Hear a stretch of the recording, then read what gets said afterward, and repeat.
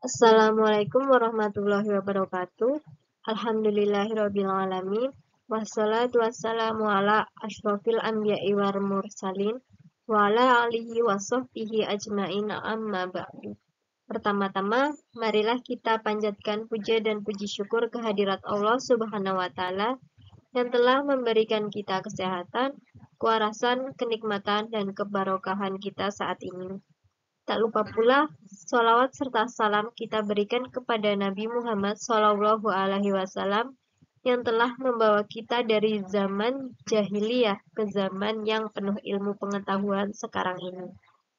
Sebelumnya, perkenalkan, nama saya Fauzia Khairullah Umami dengan nomor NIM 21263005. Dalam pembahasan kali ini, saya akan menyampaikan materi mengenai Ma'rifatul Quran atau mengenal Al-Quran.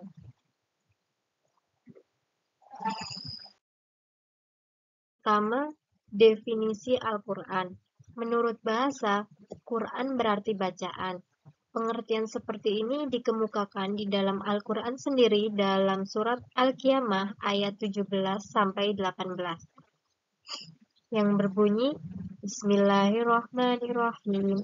Inna alaina jam'ahu wa qur'ana fa idza qara'nahu fattabi' qur'ana. Artinya, sesungguhnya mengumpulkan Al-Qur'an di dalam dadamu dan menetapkan bacaannya pada lidahmu itu adalah tanggungan kami. Karena itu, jika kami telah membacakannya, hendaklah kamu ikuti bacaannya. Quran Surat Al-Qiyamah nomor surat 75 ayat 17-18. Adapun menurut istilah, Al-Quran berarti kalam Allah yang merupakan mukjizat yang diturunkan kepada kolbu Nabi Muhammad SAW yang disampaikan secara mutawir dan membacanya adalah ibadah. Selanjutnya, mukjizat Al-Quran. Ada 4 mukjizat Al-Quran menurut Hamka dalam bukunya Tafsir Al-Azhar. Di antaranya, yang pertama, salah satu mukjizat Al-Quran adalah diberitakan proses terjadinya bumi dan langit, bulan, bintang, dan matahari. Selain itu, di dalam Al-Quran juga dijelaskan mengenai proses turunnya hujan dan pengaruhnya terhadap kesuburan tanah di bumi. Dijelaskan dalam surat Al-A'raf ayat 54 yang berbunyi Bismillahirrahmanirrahim.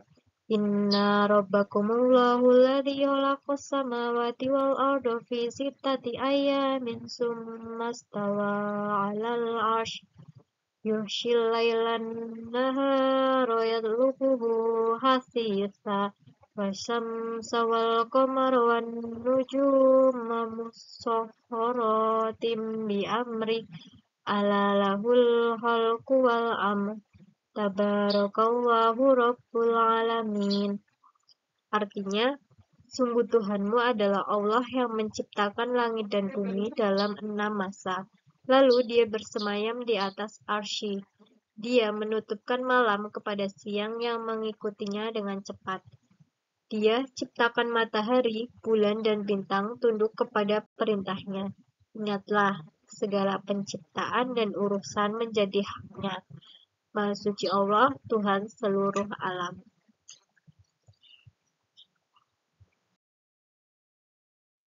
Yang kedua, Al-Quran juga banyak menceritakan berita tentang masa lalu seperti berita tentang Samud, kaum Lut, dan lainnya. Semua berita di dalam Al-Quran merupakan ketetapan dengan kenyataan yang benar dan seluruh ahli sejarah mengakuinya.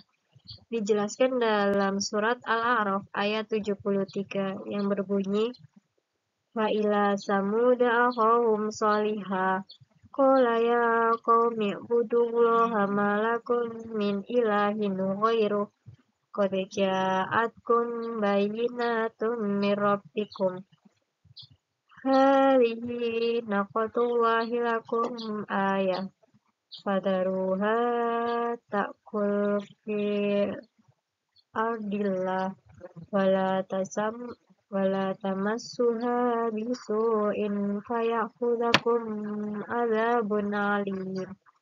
Artinya, dan kami telah mengutus kepada kaum Samud, saudara mereka Saleh. Ia berkata, hai kaumku, sembahlah Allah. Sekali-kali tidak ada Tuhan bagimu selainnya.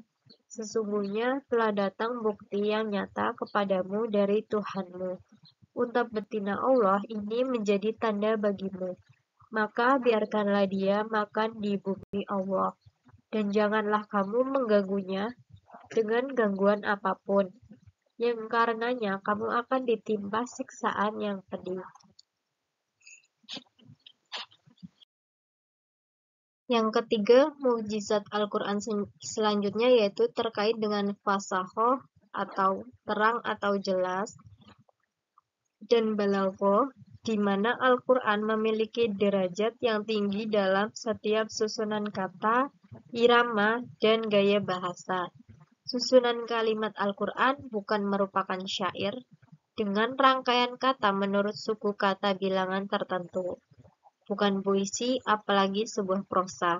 Dijelaskan dalam surat Al-Qasas ayat 34 berikut ini.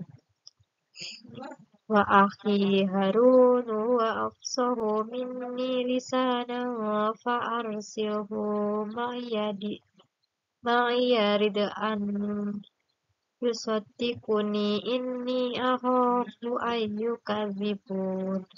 Artinya, dan saudaraku Harun, dia lebih fasih lidahnya daripadaku.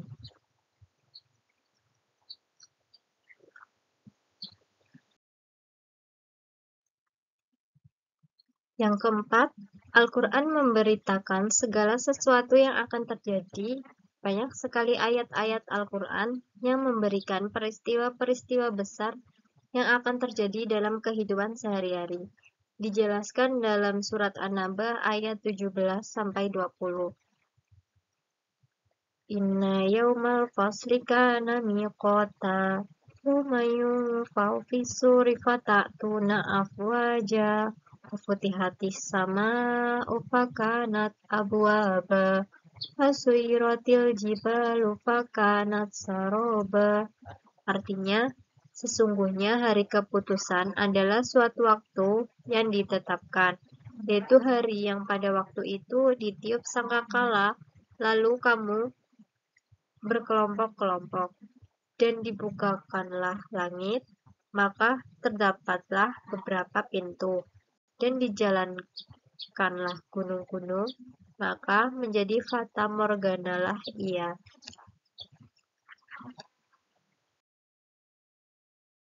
Selanjutnya, nama-nama Al-Quran. Di dalam Al-Quran, Allah telah menyebutkan Al-Quran dengan berbagai nama. Dengan memahami nama-nama ini, akan menghapus prasangka bahwa Al-Quran itu tidak berbeda dengan kitab lainnya.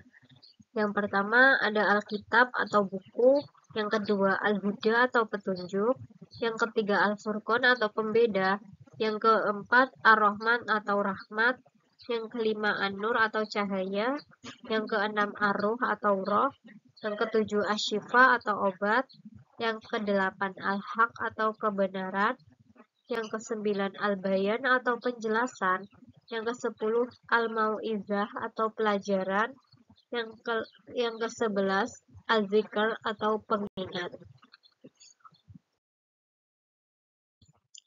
Diturunkannya Al-Quran. Al-Quran diwahyukan Allah Subhanahu wa Ta'ala kepada Nabi Muhammad SAW melalui perantara malaikat Jibril.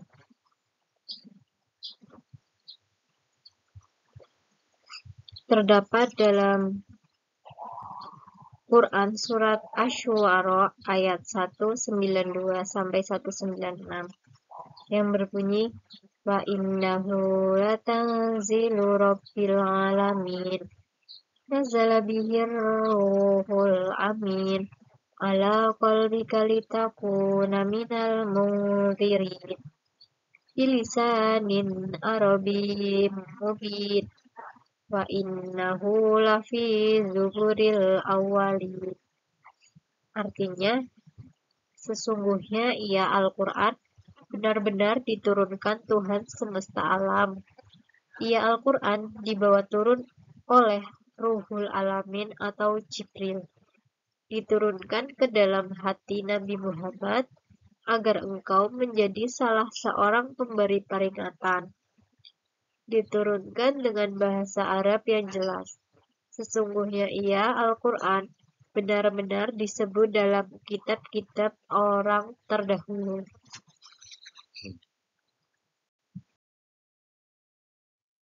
Momen di mana Al-Quran diturunkan kepada Nabi Muhammad dalam peristiwa di Gua Hiro yang masyhur, para ulama menjelaskan bahwa Al-Quran diturunkan melalui 2 kali proses.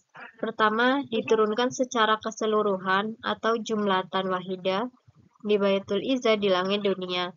Kedua, diturunkan secara bertahap atau munajaman kepada Nabi di bumi secara berangsur, ayat demi ayat pada waktu yang berbeda-beda sesuai dengan kebutuhan. Proses pewahyuan Al-Quran sebagai mushaf kepada Nabi Muhammad SAW berlangsung selama kurang lebih 22 tahun. Sebagian ulama meyakini awal turunnya wahyu terjadi pada hari Senin 17 Ramadan bertepatan dengan bulan Juli tahun 610 Masehi pada bulan Ramadan. Di antara hal-hal yang menunjukkan kemuliaan bulan Ramadan adalah turunnya Al-Quran atau kalamullah di bulan tersebut. Allah Ta'ala berfirman, Syahrul Ramadan alladzi unzila fihi al-Qur'anu hudal linnasi wa bayyinatin minal huda wal furqan. Artinya, bulan Ramadan yang di dalamnya diturunkan Al-Quran sebagai petunjuk bagi manusia dan keterangan-keterangan yang nyata yang menunjuk kepada kebenaran yang membedakan antara yang hak dan yang batil. Quran Surat Al-Baqarah ayat 185.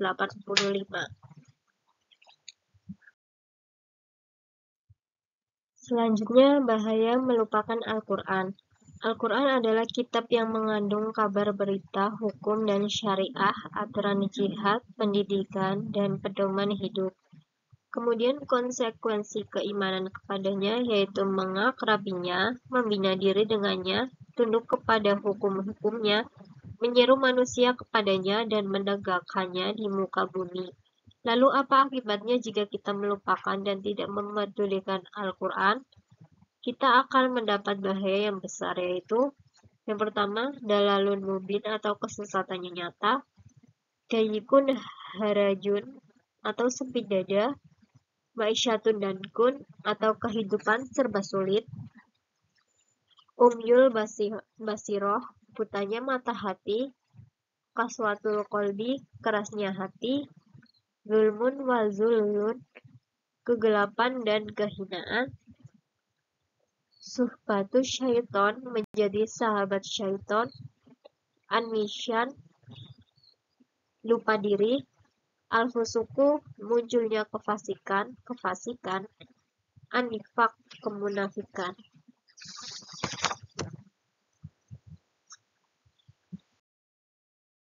Terima kasih.